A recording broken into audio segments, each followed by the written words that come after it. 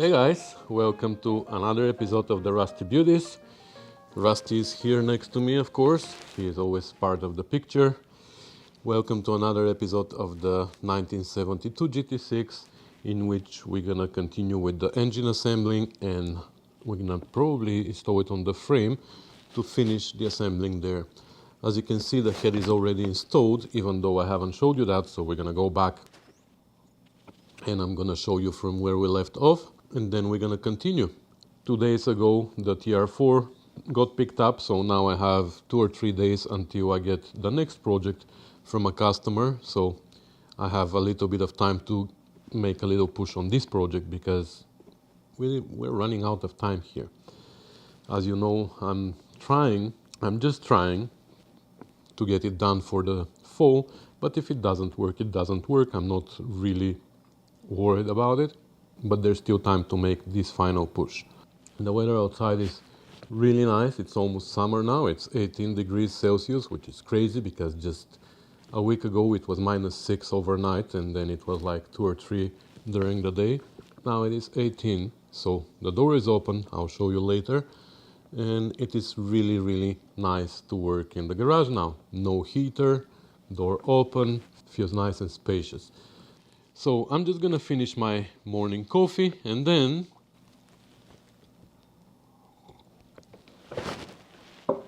let's get crack-a-lacking.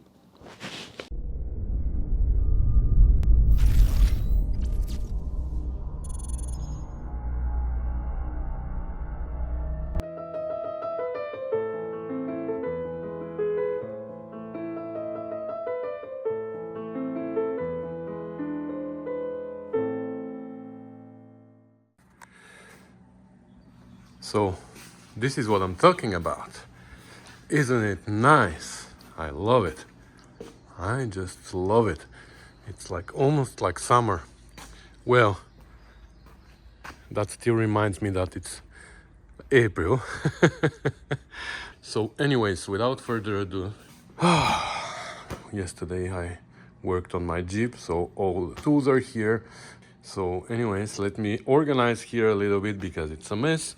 In the meantime, I'm gonna let you watch the rest of the head installation here because I haven't showed you that, and then we're gonna continue from there. Okay, so to prepare the block, first of all, we need to make sure that we have all the tappets inside, because if we put the head on, there's no way to put the tappets after. I have them all in. Chef Tash installed them the other day. I don't know. I don't think we showed that in video, but he installed them the other day for me.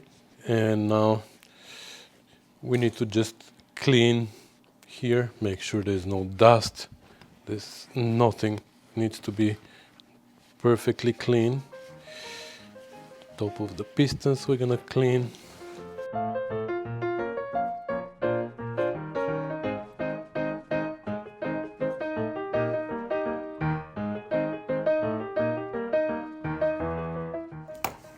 Alright, so here somehow I recorded this portion of the video without an audio, so I'm just gonna try to remember what I was trying to say and do a voiceover.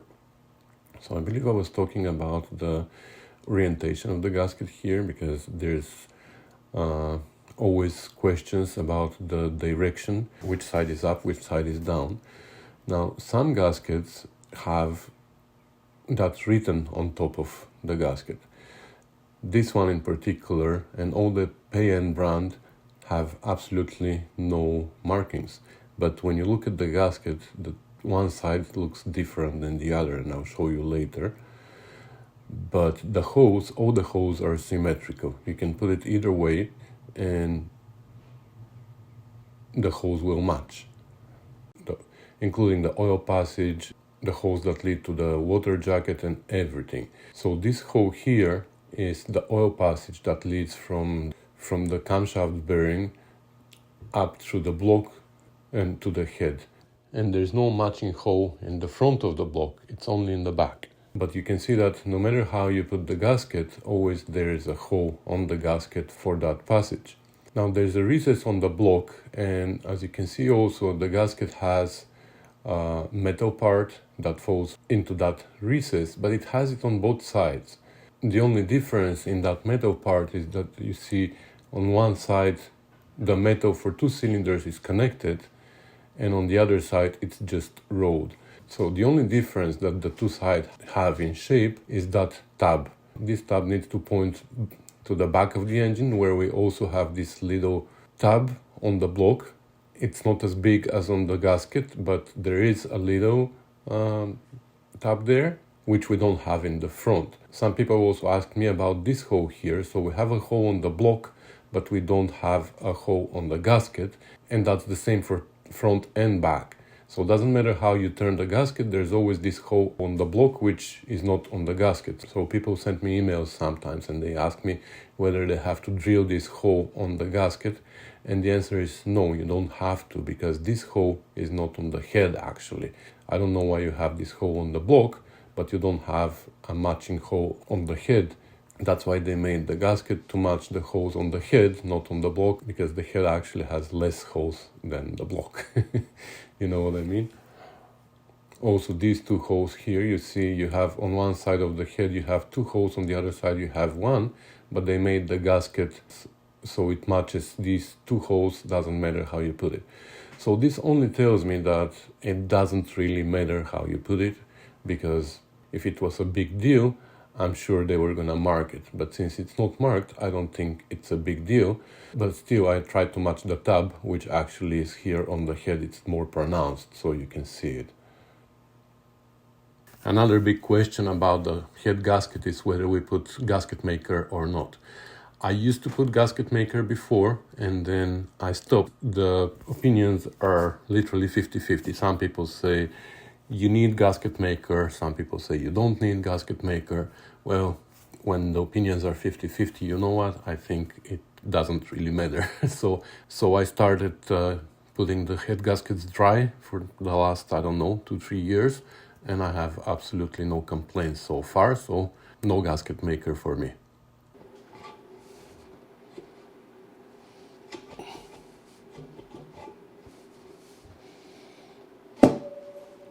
There you go. The head is on. So now let me put the nuts and we're gonna torque it. Okay, so here we have washers everywhere.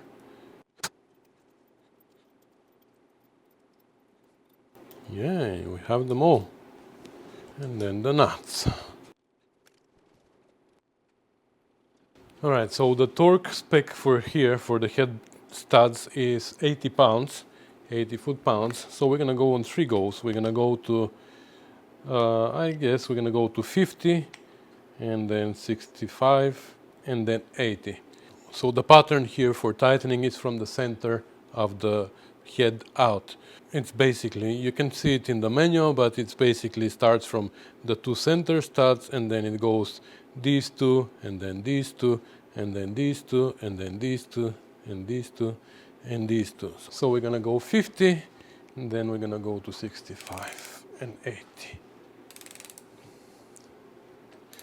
And we do that so we don't bend the head. It needs to be perfectly flat. We don't want to torque one end while the other end is still up. So, okay.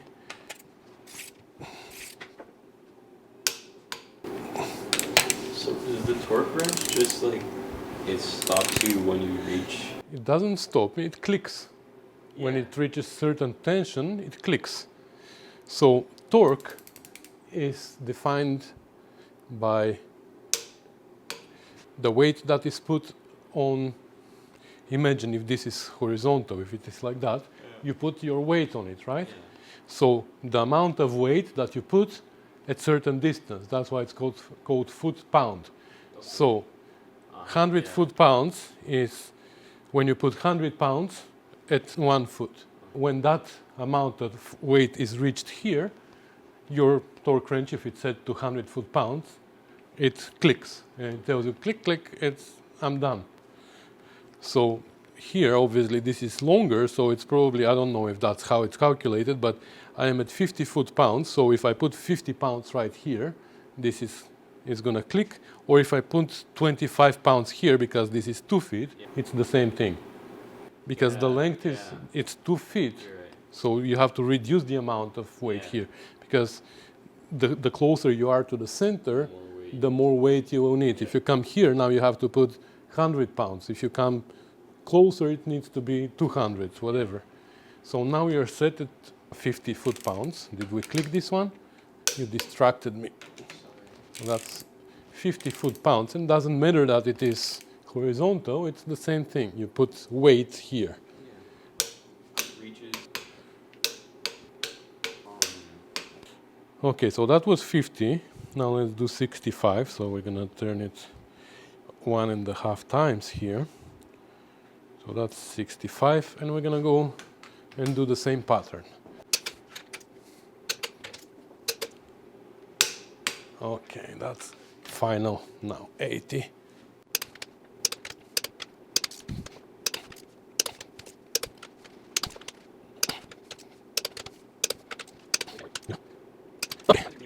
Okay, so head is torqued. Now let's install the rocker shaft. We're gonna have to come back after we run it for a while, maybe like it's recommended 500 miles after you start the engine for the first time after the rebuild. You come back, you remove the rocker shaft and you torque them. And yes, you have to remove the rocker shaft in order to torque these rear bolts here, the rear nuts, because they fall right under the rocker shaft, which is unfortunate, but you have to do it. So let me install the studs here and put the shaft. Okay, the studs, one side has a shorter thread, the other side has longer thread, and the shorter goes into the head.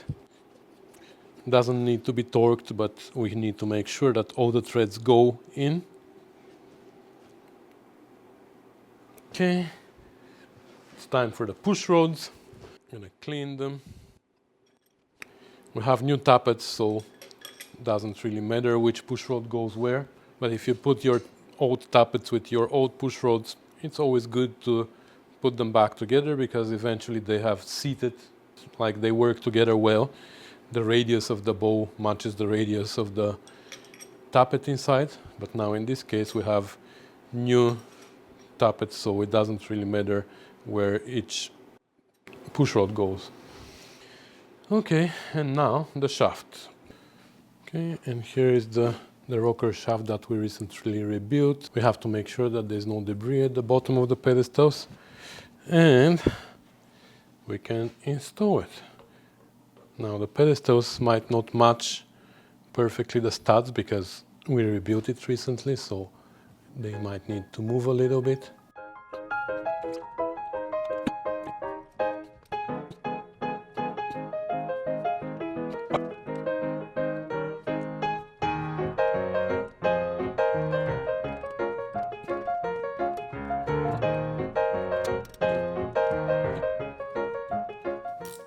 Okay, and once all the nuts are in, now we can put the push rods in the right place, put the rockers on top of them to hold them in place, because if we start pushing it down and the push rod ends up under the shaft or somewhere it gets wedged, we might bend it, without noticing. So we have to always make sure that our push rods are under the rockers. Also the adjusters, when we rebuilt the shaft, we made sure that they're all backed off, so we don't put too much pressure on any rocker in any particular time. Even though these valves are not interfering with the pistons in any moment, still we don't want to have a moment when we're putting too much tension on the valve while it has nowhere to go and the push rod has nowhere to go, when we either bend the valve or the push rod. So we need to make sure that they are not under tension. Keeping an eye on all the push rods at all times.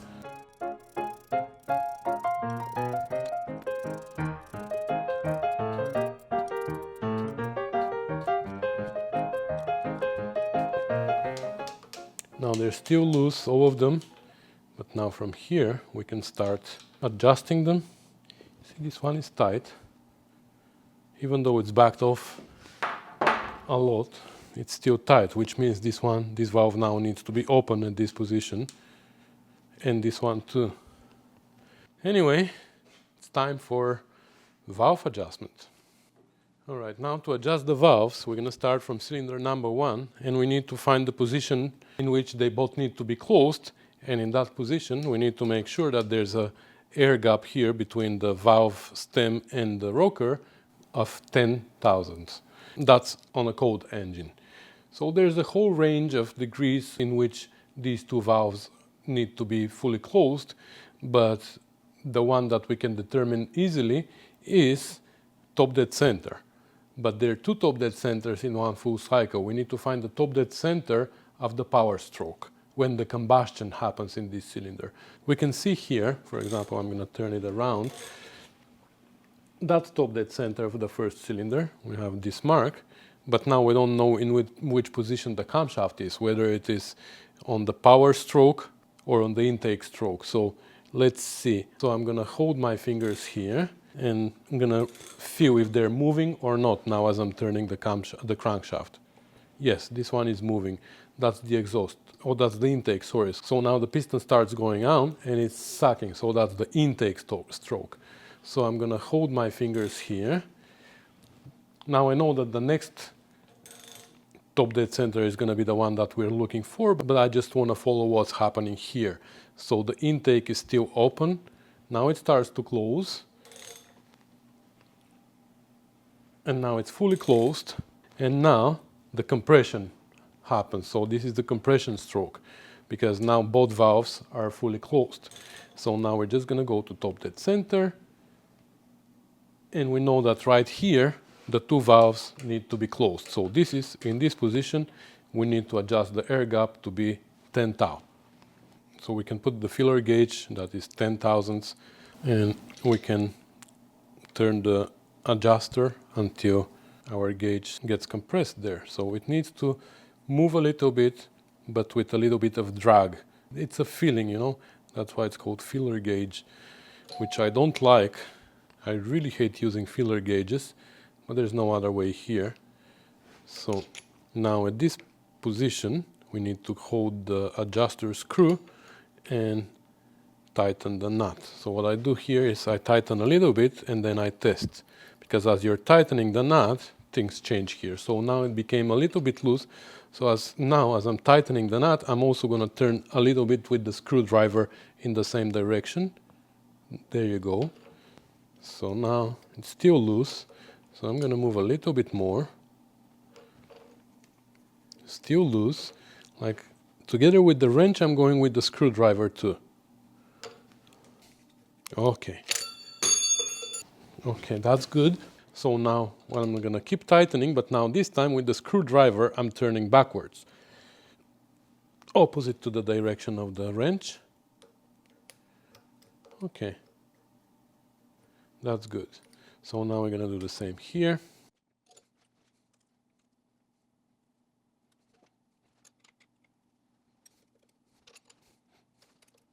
I'm doing the same thing now. It's loose, so I'm turning the screwdriver together with the wrench.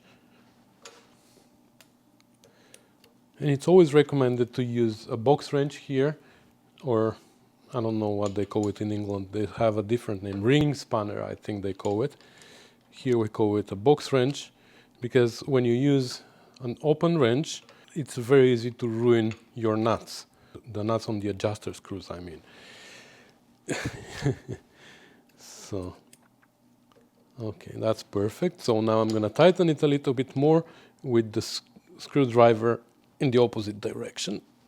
There you go. Okay, perfect. So that was cylinder number 1. Now we have to go in the order of firing, which is 1, 5, 3, 6, 2, 4, or 15, 36, 24, or 15 is too young, 36 is too old, 24 is just right. If you ask me, they're all too young. But anyways, so the next cylinder is number 5. The firing stroke of number 5 is in 1/3 of a rotation of the crankshaft from cylinder number 2. So that's how they fire every 120 degrees of the crankshaft. So when you do 1/3, your number 5 fires. Every 120 degree, a cylinder fires. So now we have to turn the crankshaft 120 degrees and adjust number 5 cylinder at that point. How do we do that when we don't have a degree wheel now? Well, it's very easy. We can put a degree wheel if we want, but there's no point. So 120 degrees is 1/3 of this pulley, or actually it's the harmonic balancer, which is marked. So what we're going to do is we're going to measure the whole circumference of this harmonic balancer, and we're going to divide it by 3, and that's going to be exactly 120 degrees for us. And to measure that, I use my upholstery measuring tape because it is nice and soft, but you can use anything. So it is 18 inches. 18 inches divided by 3 is exactly 6. Okay, so let's start turning from here, 6 inches. So that's where we're going to hold it. So 6 inches is here. I'm going to mark it inside for now, but then we're going to transfer the mark right here because I want to keep it. I'm going to need it later after we run the engine for a while the first time. Then we're going to come back, readjust the valves. So we're going to need that again. Now we're going to go another 6 inches here. And then just in case, we're going to measure the other third. It is 6 inches to here. Perfect. Now we're going to have to turn it back, or we're going to have to make one more turn actually to go back to where we were, because now we are at the other top dead center. So now we should be again at the firing stroke of the first cylinder. We have the gap now. So now if we turn 120 degrees, this is where we're going to adjust number 5. Then number 3 on the next mark, number 6 on the next top dead center, etc., etc. So there are many different ways to adjust the valves.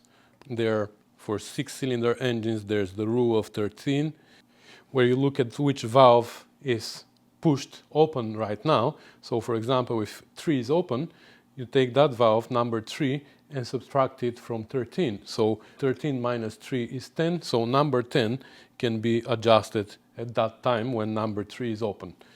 Then when number 5 is open, you subtract 5 from 13, so 13 minus 5 is 8. At that time, you can adjust number 8 when 5 is open. And the opposite, when 8 is open, you can adjust 5. So that's the rule of 13 for 6-cylinder engines. For 4-cylinder engines, it's the exact same, but with number 9. It's the rule of 9. Then you subtract the number of the valve that is open from 9, and the same thing. But the other way is also very easy. When number 1 is open, the number 1 from the back can be adjusted. That's same. This is basically the rule of 13, because when you have number 1 open, 13 minus 1 is 12, which happens to be number 1 on the back. When number 3 is open, which we already took an example of, number 10 can be adjusted, but number 10 happens to be number 3 counting from the back. So you can also do that. When do I adjust this one? That's number 1, 2, 3, 4, 5, counting backwards. This means that when number 5 from the front is open, that's when I can adjust this one. When can I adjust number 2? When number 2 counting backwards is open. That's when I can adjust number 2, and it happens to be this way now. You see number 11, which is number 2 counting backwards, is open, and now I can adjust number 2, which we already did. But you see now we turn the crank 120 degrees, and we still have a gap here, because like we said in the beginning, there's a long range of degrees in which the valves are sitting closed. So that's the tricky part. You need to make sure that you're in a position of the camshaft in which the lobe hasn't even started, not even a little bit. So that's why the best position is the top dead center in the firing stroke of this certain cylinder. So now we are at number 5, like we said. Let's adjust it.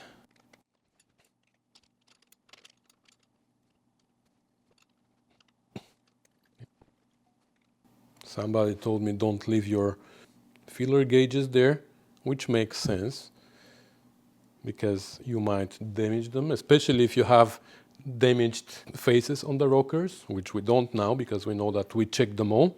But yeah, if you have damaged face on the rocker, you might damage your filler gauge. But I'm not tightening too much, like I'm tightening until I feel the drag, you know. So 1, 5, 3. Next is number 3. And in this position we can adjust number 3.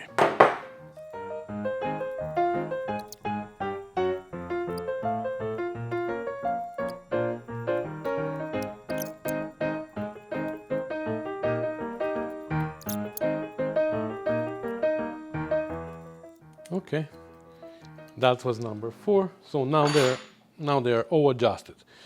All right, so what I did here was I sprayed a little bit of a clear coat on all of the nuts, hoping that this is going to prevent them from rusting, because that's what drives me crazy on my Spitfire.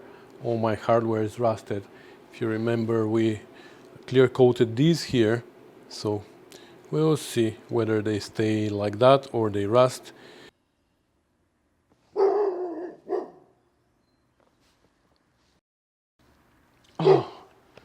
Oh, you're done watching that part? Oh, okay, let's get crack-a-lacking then on the rest. I just finished cleaning up the bench over there, so let's see what we're gonna do with the actual project. Finally, let's get crack-a-lacking. All right, so what's left here is now we have some core plugs to install here on the other side and on the back of the head. We can install these. We can flip the engine upside down now and install the sump permanently, because it doesn't have a gasket right now. It's held by 2 screws. But we want to install it permanently. And then I think the rest of the assembling can happen on the frame. I want to put it on the frame. It's easier for the clutch and everything in the back, even though I don't have a new clutch. But I want to install the transmission as well. I don't know. But somehow when it is on the frame, I feel like I'm gonna be more motivated to finish it, because you see, give me 2 minutes and I go outside and then start sunbathing. Need motivation here. So now here I cleaned this up before with wire wheels, then I oversprayed a little bit of paint. So we're just gonna clean them quickly. We don't have any more in the front. The 2 in the front we installed already. There's 2 on this side as well. Alright, so here, this time I'm gonna try to put some tread sealant from Permatex. So for here we have 1.5 inch core plugs. For the other side we have 1.25. And here at the back there's 1.25. And there's one very awkward size, 1 41/64. That's weird, right? Here for the back of the head. So what I do is I take a socket for the 1.5 inch. A 1 inch socket works perfect here, and I just hammer them down. So I put it with the open side towards the plug, because that hits around the perimeter of it. So that worked great for me every time. So just go until it is flush with the surface. Okay, so now I'm gonna go around and do them all.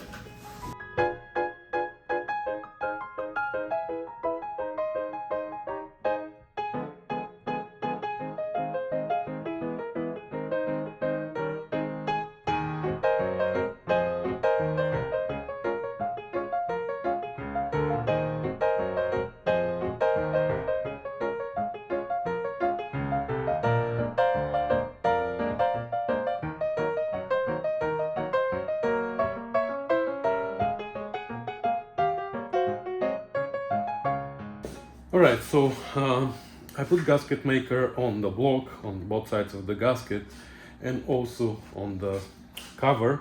We're ready to put it on. Just before we do that, I want to make sure that we're not missing anything here, so everything is torqued, so we're not forgetting anything, right? We have crankshaft inside, that's the most important. So yeah, we can assemble it. One last thing I want to mention is about these 2 bolts here on the ceiling block. They are true, so you can see here they go all the way inside the oil sump. So on these two bolts I'm gonna put thread sealant, and I'm gonna mention one more time, since they're going into the aluminum sealing block, it is very important that we don't over torque them. It's a mistake that many people do. These two holes are again going into aluminum. This is the housing for the rear seal, and they are blind holes.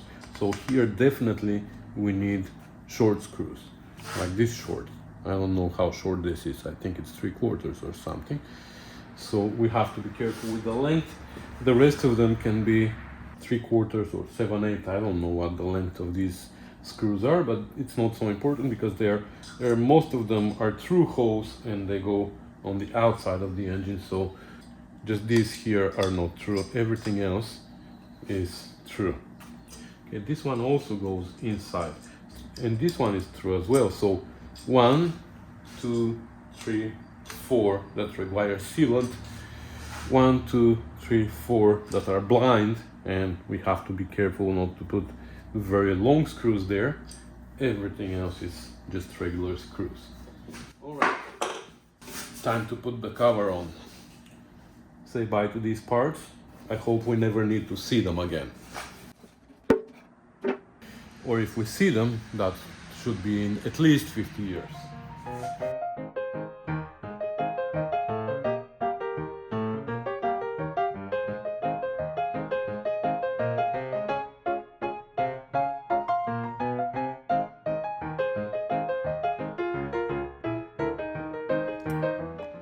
Alright, so the cover is installed.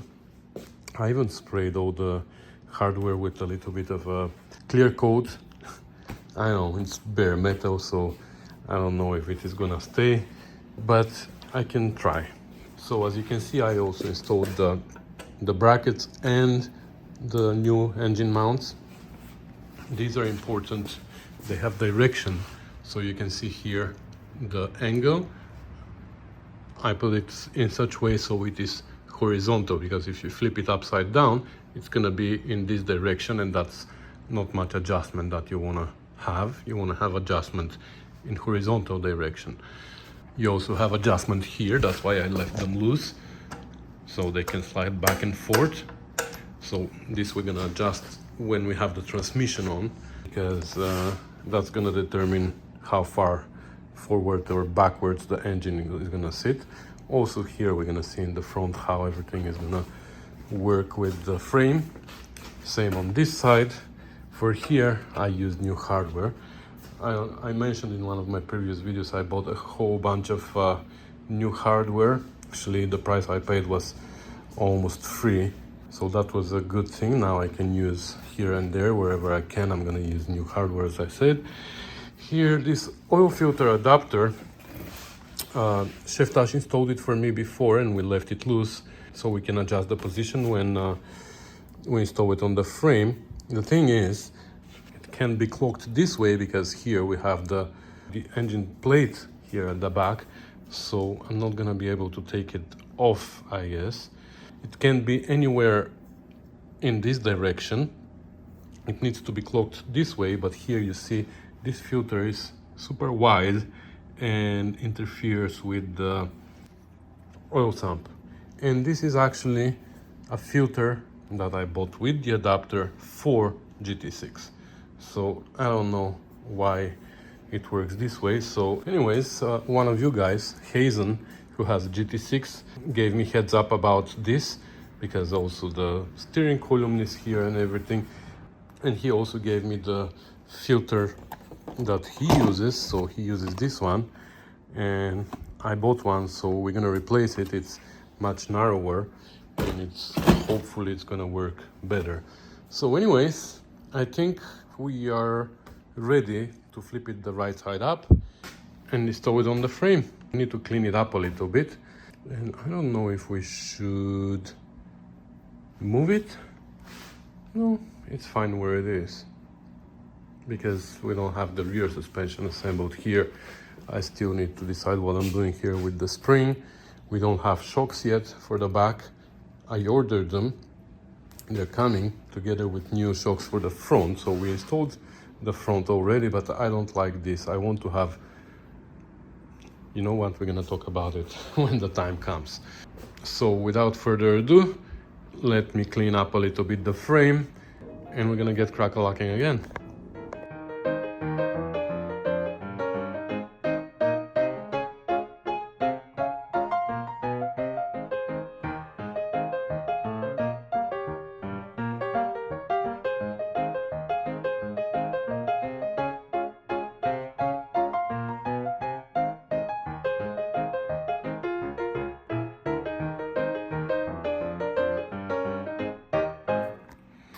Alright, so it is installed in place. Fits like a glove, as if it came out of there like some 35 years ago. Yeah, well, we had it there just for transportation reasons, but we removed it. Now that it is there, I think it's staying. Yeah, we're building the car around this pole, and then when it's time to take it out, we're not gonna be able to. We're gonna have to cut the pole. Just kidding, there is room. Anyway, so we have to start assembling the rear end here, and we're gonna make sure that everything is ready. These bolts are torqued, I know for a fact. This plug never came off, so we're not taking it off. We can install the pilot bushing on the crankshaft later, just before we install the flywheel. So now we can install the plate, which is here. There's 7 bolts. So 1, 2, 3, 4, 5, 6, 7. I'm not sure what this hole is here. And they're all blind holes, so normal length bolts, 1 inch. They're gonna fit there.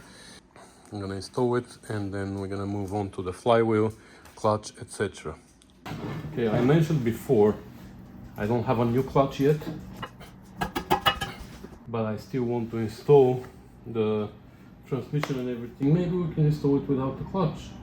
Doesn't really matter. We should put everything there just for for balancing reasons and for load reasons. And even the transmission hasn't been checked yet. But yeah, I need to install the transmission here to support the rear end of the engine so I can start it. The right thing to do would be to take care of the transmission as well, and then buy a new clutch and assemble everything permanently. But you know what, I'm anxious to start the engine, can't wait. So I'm gonna do a temporary assembly just to start the engine, and then later we're gonna take off the transmission again, and we're gonna take care of it, and we're gonna take care of the clutch and all that good stuff.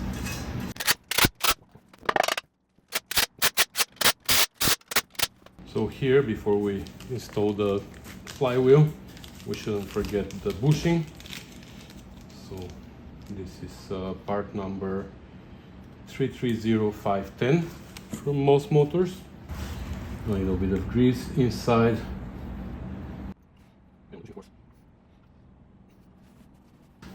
Alright, so now here we have to make sure that we still have the dowel in the crankshaft.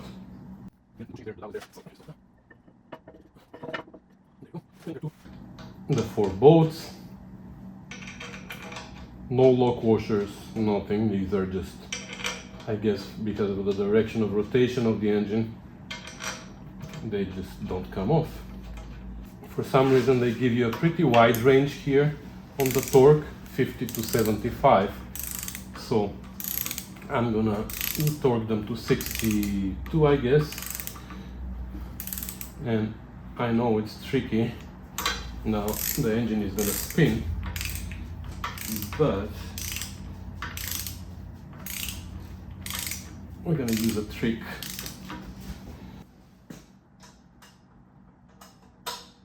So I put a breaker bar in the front, which should, yeah, it's holding it now. Come on. There you go. So that's 62. That's pretty much in the middle between 50 and 75. Should we go a little bit more, you think? Okay, we're gonna go a little bit more. So that's 62, let's go to 69. I like 69. That's what she said. There you go. Okay, good. Alright, so here we're gonna install our old clutch. Like I said, everything needs to come apart, so when we take it out, we're gonna install new clutch, new engine plate and everything. Now, technically we don't even need the clutch, but we're gonna install it anyways.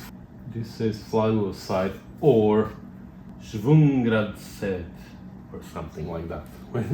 I'm sorry for the people who speak German. Anyway, so this says flywheel side, right? This is the flywheel. So that's how we're gonna put it. We're gonna install the clutch plate even though we're not gonna install the slave cylinder, so it doesn't really matter, but anyway.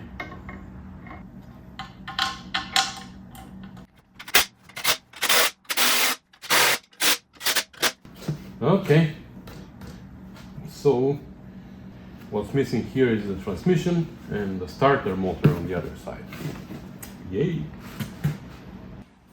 Alright, so in the next episode we're gonna start installing all this on the engine. So we have the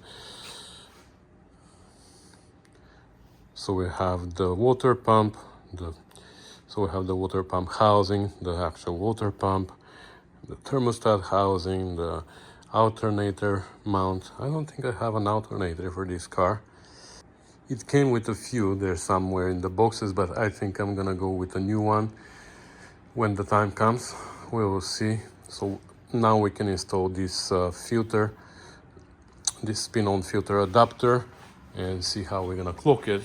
Well, actually no, not now. I'm gonna install it after I put the transmission on as well and hook it up in place so we know the exact position of the engine. So anyways guys, like I said, that's gonna be it for today. I think we have more than enough for one video, so stay tuned for the next one. By the way, Rusty knows exactly when a video is ending. When I start talking with this voice, I guess, he knows, oh, he's done. Soon we're gonna go for a drive, right?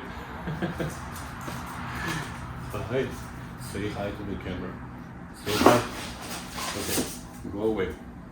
So I want to thank you for watching, guys. I want to thank you guys for keeping me company in the garage, for watching, for commenting, for subscribing, for sharing, for supporting the channel, and for everything. If you like that mug from the beginning of the video, you can order one right here under the video. There's a store where you can buy t-shirts, hats, stickers, and other things that are branded Rusty Beauties. Go check it out. It's under the video. If you want to participate in the Rusty Beauties community, you can do so in the Rusty Beauties Facebook group. There's over 2,300 members now, and you can share your experience there with everybody, and you can ask questions, or you can help others solve their problems that they're asking questions about and stuff like that. So once again, guys, thanks for everything. I'll see you in the next one. Bye. Boom, boom, boom, boom.